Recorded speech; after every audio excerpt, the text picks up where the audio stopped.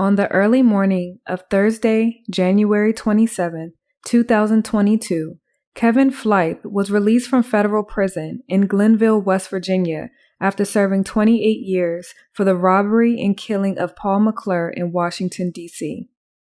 While incarcerated, Kevin suffered a stroke that resulted in multiple ailments to the disability that he already had.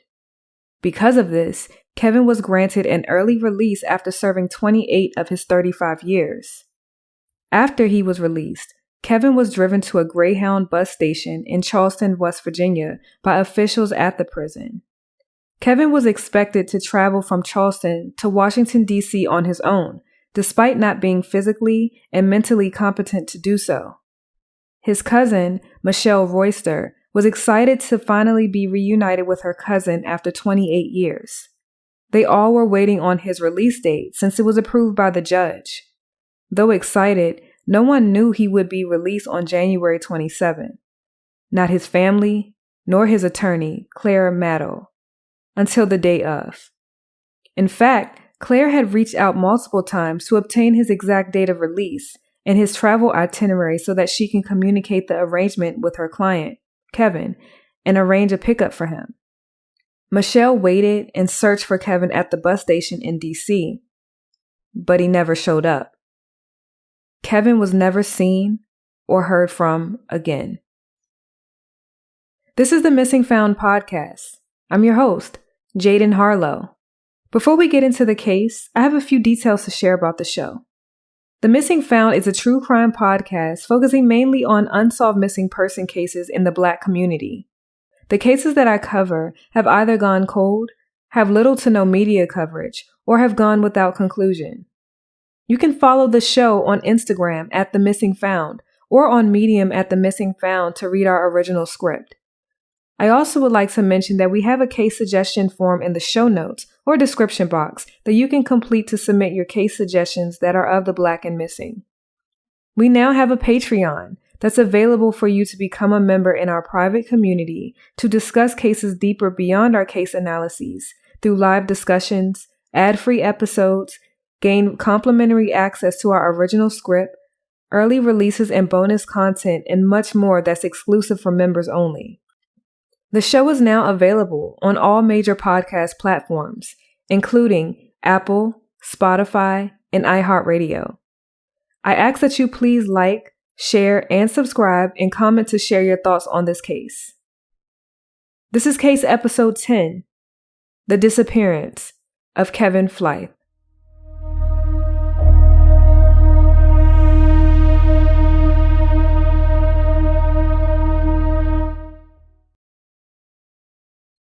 The power of starting over. How many times have you started over? I can recount several experiences where I've made a mistake, made bad judgment, and started over. What if you were given a chance to start anew, but something or someone took that away from you? We all have to pay for our doings in some way or the other. But what if we paid our costs, positioned to be on the right track, and then something or someone came and dimmed our light? Kevin was given a second chance, but that was seemingly taken away from him. Today we're discussing the disappearance of Kevin Flythe. Kevin disappeared after being dropped off at the Greyhound bus station in Charleston, West Virginia, after being granted an early release due to his declining health. Somehow, days leading up to Kevin going missing, some odd behavior happened with the Bureau of Prisons. Calls and emails went unanswered until the exact date of, and events that just did not make sense that should have never happened in the first place. Kevin has not been spotted as of recently. We have no surveillance footage except this photo still that may be Kevin, but not exactly confirmed, and an extensive list of questions that just don't add up. Though this case is different from our usual case analyses because there just isn't a great detail of information and updates on the case available, we will detail Kevin's childhood, the event that took place that landed him in the prison system, the facts of the case, what we know, and where we stand today. So who is Kevin Flythe? Kevin Flythe, whose nickname is Man, was born in 1969 in Washington, D.C. He grew up in the LaDroit Park neighborhood of D.C., which is walking distance to Howard University. According to his cousin, Michelle Royster, Kevin had a pretty good childhood in D.C. He was raised by his mom, who was a teacher, and his aunt who played an integral part in his life. Kevin spent a lot of time at his aunt's home, where he had several cousins there. He had the typical family dynamic. They had family outings every Saturday to the movies and museums, and during weeknights they enjoyed family dinner together. Kevin was known to always have a lot of friends when coming up from childhood to his adolescent years. Later, he enrolled in a program that introduced him to sports. The program offered horseback riding, chess, and fencing. During his early years, Kevin had become diagnosed with lead poisoning, like other young Black children and adults in the D.C. area in the 60s, 70s, 80s, 90s, and even still today. Lead poisoning is the result of a buildup of lead in the body. Lead exposure can come from lead-based paint, lead-contaminated dust in older homes, and occupational exposure, just to name a few. Most of the older buildings that housed families were painted with paint that had lead in it. The exposure alone can cause serious life-threatening and altering issues. And some of those symptoms include developmental delays, abdominal pain, neurologic changes, and irritability. At very high levels, it can be fatal. When Kevin was born in 1969, he was born only 9 years before there was a federal law in place that banned lead-based paint to be used in homes. This can conclude that Kevin may have suffered with lead exposure for over 10 years. As a result, Kevin developed serious cognitive disabilities that delayed his development, and then he also had a left arm that was paralyzed from an accident. Michelle said that due to his vulnerable disposition, it made him susceptible to be easily influenced. And I have a direct quote from Michelle. Unfortunately, Kevin was kind, but he was also a person who was easily influenced. End quote. Trouble awaits. Kevin had got into some trouble. He had strangled a man and ultimately killed him. Though there are not a lot of details of the crime, a jury found Kevin guilty of the robbery and killing by strangulation of 47-year-old Paul McClure and was given 35 years at just age 24. I want to also mention that Michelle does not know the full details of that night Kevin had committed the crime, but she believes that if he did do it or was involved, he had acted on the behalf of others. I can only assume that her reasoning for that is correlative to his cognitive development and possibly poor judgment as a result. The beginning of the unfound. While serving his sentence, he was transferred to several different prison facilities where DC inmates were housed. Kevin ended up at FCI Gilmer, which stands for Federal Correctional Institution. FCI Gilmer is a medium-security United States federal prison for male inmates in West Virginia. It is operated by the Federal Bureau of Prisons, or BOP. While incarcerated, Kevin, age 51 or 52, had suffered a stroke that paralyzed his right arm along with his already paralyzed left arm, and he was unable to use most of his upper body due to both arms being paralyzed, brain damage, and limited to only communicate yes or no, and with restricted and worsening vision. His attorney, Claire Madel, argued that the prison system did not provide adequate health care before or after the stroke. Kevin's attorneys alleged in court documents that the agency failed to properly treat his hypertension and hypercholesterol, which can make someone vulnerable to strokes when left untreated. Kevin was also not provided with speech and physical therapy for months. With that, both are critical for recovery. This isn't atypical when it comes to prisons and inmates not receiving proper health care that they are rightfully due as their human right. There are laws in place for even the basic care on a human level for inmates. Attorneys also argue that Kevin should be released from prison so that his family can care for him. At this point in time, he was and is no longer a threat due to his disability. By 2022, he had already served 28 years. The release was granted for Kevin under the Compassionate Release Statute and later under a recently expanded D.C. law, the Omnibus Public Safety and Justice Act of 2020, which allows judges to consider reducing sentences of certain people who were under age 25 at the time they committed a crime. The Compassionate Release Statute provides incarcerated individuals with the opportunity to petition the BOP and their sentencing court for a reduction in sentence when the individual can show extraordinary or compelling reasons for his or her release. This worked in Kevin's favor since he committed his crime at age 24, which directly appoints to the Omnibus Public Safety and Justice Act of 2020 and the compassionate release due to his disability. And I have a direct quote from Kevin's attorneys that they wrote in a memo to reduce his sentence. Quote, "This 52-year-old individual who currently lacks the ability to speak beyond yes or no, who has limited functioning of both of his arms due to a prior injury and his stroke, and who has limited and worsening vision would hardly pose a danger if released." End quote. The judge approved Kevin's early release. Kevin was released this morning. Kevin suffered his stroke on August 2021 and was released the early morning of January 27, 2022. The thing about his release is that no one knew the day he would be released. His family did not know, nor his attorneys. When releasing an inmate, there is protocol, especially with someone who is disabled, cognitively or physically.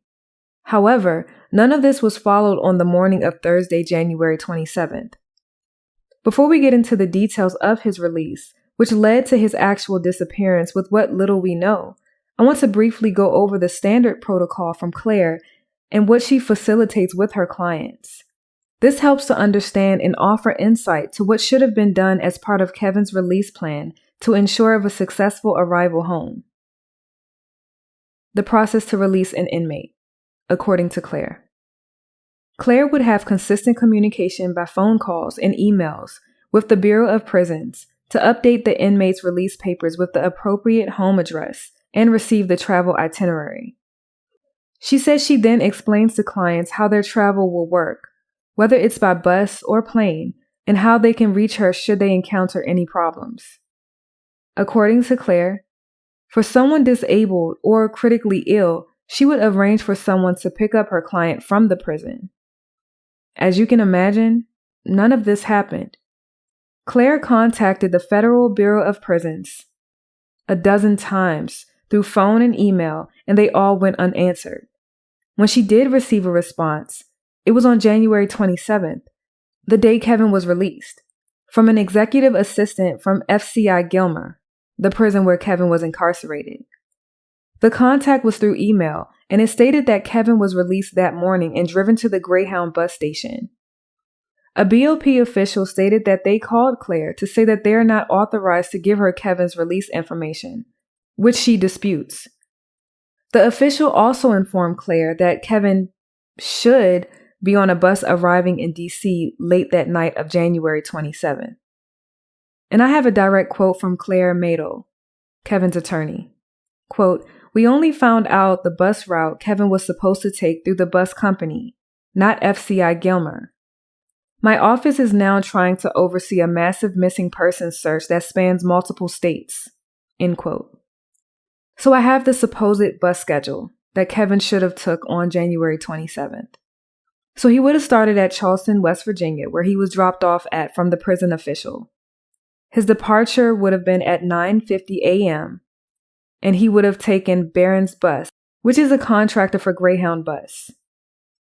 And that bus number is 0030. His next stop would have been in Cambridge, Ohio. He would have arrived at 12:40 p.m. and then departed at 1 p.m. Next, he would have arrived in Cleveland, Ohio. His arrival time would have been 3:30 p.m. and departure 4:55 p.m. And here he would have made a transfer to the Greyhound bus number 1636. Next, he would have arrived in Pittsburgh, Pennsylvania From there, he would have arrived at 8:15 p.m. and departed at 9:15 p.m. The next stop would have been Baltimore, Maryland. He would have arrived at 1:50 a.m., January 28th at this time. And then he would have departed at 2:25 a.m. This is also his final transfer point, and he would have transferred to get on the Greyhound bus, 3593. His last and final stop would have been in Washington, D.C., and he would have arrived at 3:25 a.m., which was scheduled, but actually the bus arrived 52 minutes late on this day. Retracing Kevin's last steps on record. On Thursday, January 27th, 2022, an official drove Kevin from FCI Gilmer, located in Glenville, West Virginia, to the Charleston, West Virginia Greyhound bus terminal and arrived at 6:32 a.m.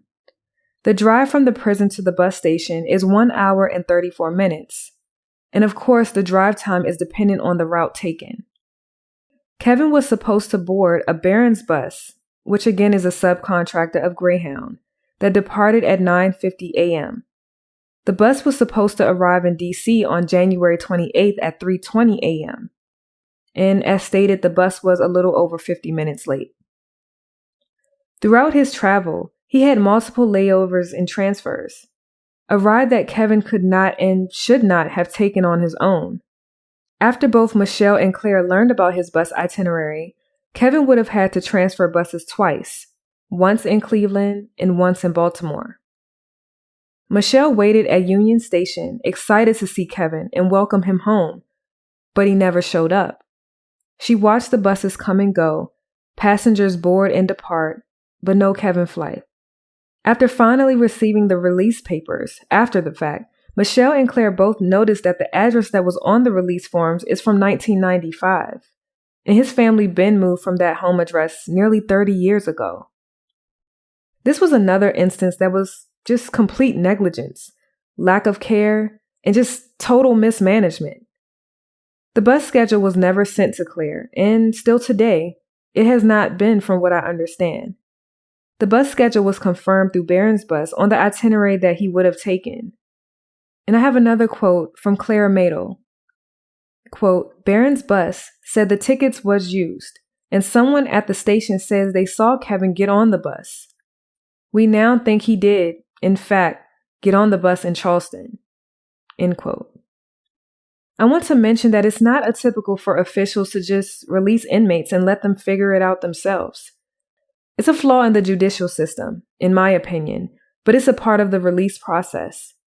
Inmates who serve their time are given a bus or plane ticket home to the state on their release forms, and they get integrated in society as that. There's no transition period or formal process for inmates after re-entering into society. For several inmates, they went in at an entirely different period in time, served their time, and to get released in a different period of time. Completely different decade, and that has to be incomprehensible. Kevin was incarcerated in the early 90s, and it was vastly different from how it is today and when he was released in 2022, making it even more difficult. With his disabilities, there was no way he could have been competent and physically capable to take that trip or permitted to take that trip on his own. The search. The search for Kevin, in my opinion, was limited. Michelle filed a missing persons report in D.C. From there, it was directed to the Public Defender Service Office, or PDS. The PDS office in D.C. offers legal representation to indigent children and adults in the district. The search led PDS to Union Station in D.C., Kevin's destination, and that was unsuccessful. It is not clear exactly what the search entailed, but there were no findings of Kevin. The search continued to Charleston, West Virginia, where his bus schedule commenced and where he was dropped off by the official. Madel, Kevin's attorney, filed a missing persons report in Charleston, and it was added to the National Database for Missing People. Then, the search led to Cleveland, Ohio. Cleveland is where Kevin would have had his first transfer to a different bus, and there was a short layover there if the bus was actually on time, which I have not come across anything to say that the leg of this trip was late or delayed. According to the bus schedule that I reviewed, He would have arrived in Cleveland at 3:30 p.m. and departed at 4:55 p.m. Typically, with Greyhound buses, passengers can board up to 20 minutes before departure. This would mean that Kevin would have or could have boarded as early as 4:35 p.m. But would he have known that? His layover would have been a little over an hour, but if he would have boarded 20 minutes before departure, it would have been only an hour of wait time before boarding. If he was in Cleveland, he should have been spotted in the waiting area, the bathroom, information desk, the line, or somewhere in the terminal. Kevin's attorney reached out to local Cleveland police, public defenders, and Greyhound bus officials. A detective who was assigned to the case contacted men's shelters and hospitals, but nothing came of that. However, a week after he disappeared on February 2nd, investigators from the public defender's office in Cleveland had went to the Greyhound bus station and found surveillance footage of a person they believe had been Kevin. This person was standing near the ticket line in the terminal, and that's all we have with that possible sighting. According to the Washington Post, investigators said Kevin may have boarded a train with multiple stops towards D.C. Now, I can't confirm if this was a misprint or not in the article because it said he may have boarded a train, but it should have been a bus at that station and not a train. His next transfer point would have been in Baltimore. He would have arrived at 1:50 a.m. with a 30-minute layover and could have boarded up to 20 minutes before departure at 2:05 a.m., with the departure of 2:25 a.m. Because there were no findings at Union Station, it could very well mean that he did not make it to D.C. At this point, he could be anywhere from Cleveland to D.C., and that's only if that sighting was actually him in Cleveland, which would communicate that he did make it to Cleveland, and that's where things stopped. Now, we can't 100% eliminate the fact that by the time officials at the other stations found out that he was missing, or he may have encountered, were contacted, the surveillance footage may have been recorded over, or he could have simply been missed in the footage. If that was him on camera in the still shot, where is he today? Where did he go? It's been 1 year since Kevin Flythe has been heard from. If Kevin did get off track during his transfer point in Cleveland, the weather was at a freezing temperature at 24 degrees Fahrenheit. The weather was 9 degrees Fahrenheit in Charleston, West Virginia, on that early morning he was dropped off to start his bus trip. This case is odd, but I'm not surprised. We have a man that served his time, suffered a stroke in prison, did not get the care that he should have rightfully received to help with his recovery, got an early release due to his disability, and was just dropped off to figure it out on his own and managed to travel back to his hometown with no assistance except a ride to the Greyhound bus station and a ticket. You know, as I was reading the details and researching this case, did Kevin actually commit the crime by strangling the victim, Paul McClure? Was he wholly responsible or partially? I ask because we can't forget that his left arm was paralyzed at age 24, the age at when the crime was committed. It's not clear exactly to what level or to what extent or when exactly his arm was paralyzed, but his arm was paralyzed. Could he have executed this, and were others involved? We also don't know to what extent did he have cognitive issues. I'm not making excuses for him, but because if he did the crime, he did the crime, and we all have to answer for the actions we make. However, was he given a fair trial to even be sentenced in the first place? I can't speak to the case because there just isn't anything public that I can find on it, but I thought I should bring it up. I find it odd that no one has come forward with information, at least that I have access to say that they've seen Kevin.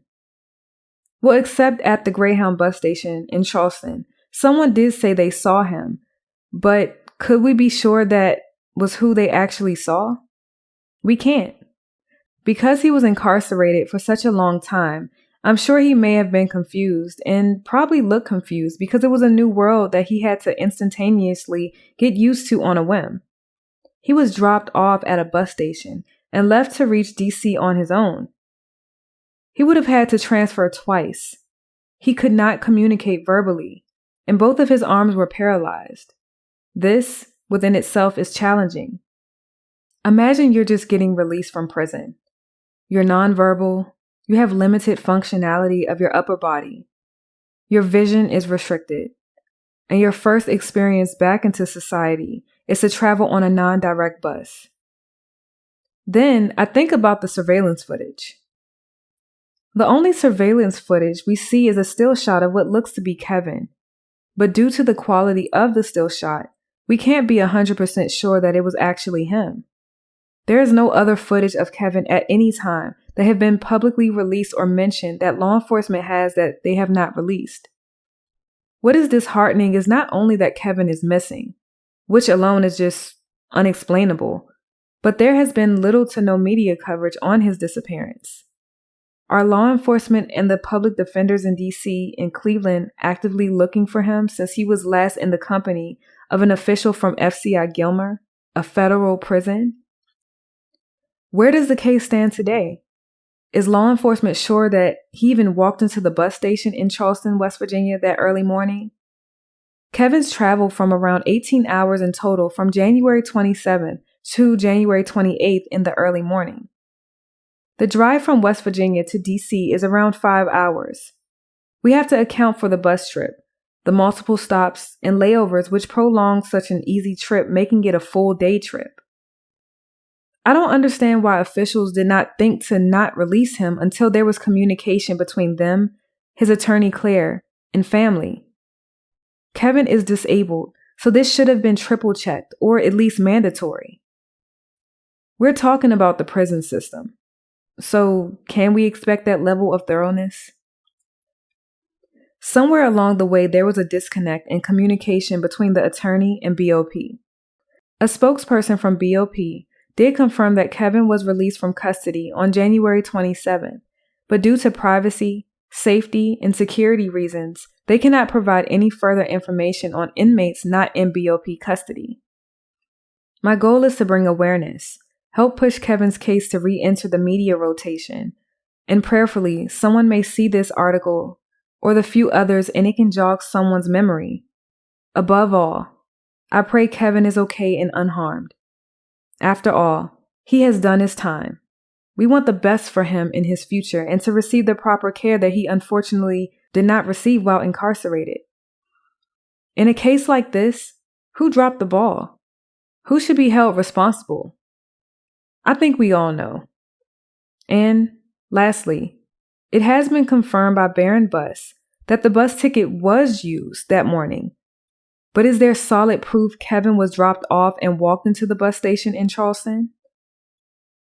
At the time of his disappearance, Kevin was 52 years old, African American, stood at 5'7", male, weighed between 190 to 200 pounds. He had brown eyes and brown hair.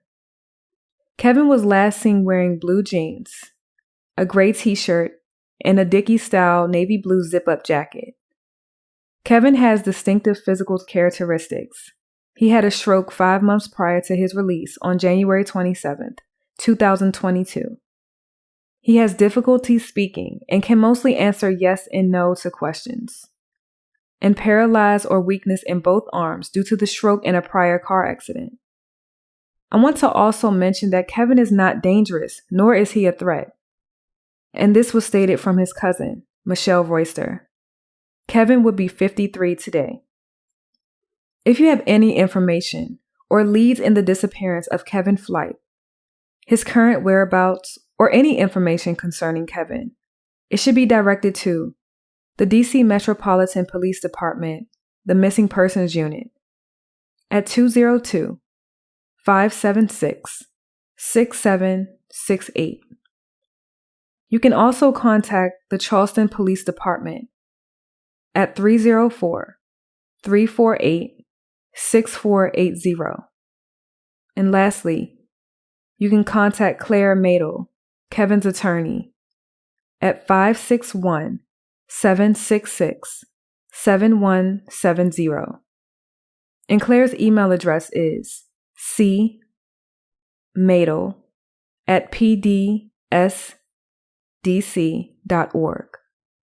I have included the website URL for both police departments if you prefer to contact the departments through their website with any information. I want to thank you for your viewership of Kevin's case. I ask that you please share so we can all help bring Kevin home. His family awaits his return, including us. We need answers.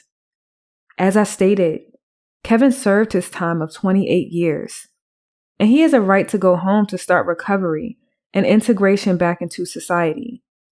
Something went terribly wrong in his travels from West Virginia to DC, and he still deserves his second chance. Somewhere in between, things did not go as planned. Someone has to know something and may have interacted with him while in transition to their bus or exiting the station. Because Kevin's case has received very little coverage and with no updates since the year he had went missing, if someone did see him in Cleveland, his transfer point, they may not even know he is missing. We know camera footage has been long gone since it has been a year. And as with every case, until people start talking, and for Kevin's case to be taken serious, receive the coverage it desperately needs, and reaches the person who may have information, since we know no one can just disappear, this case will remain open, unsolved, and very cold.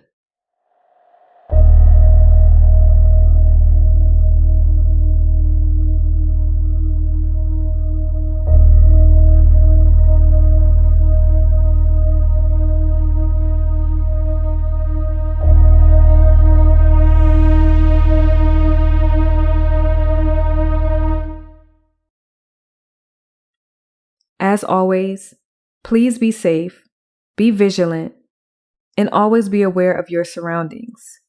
May God bless and keep you all. You've never gone too far that God can't redeem you, restore you, forgive you, and give you a second chance. By Lisa Turquoise.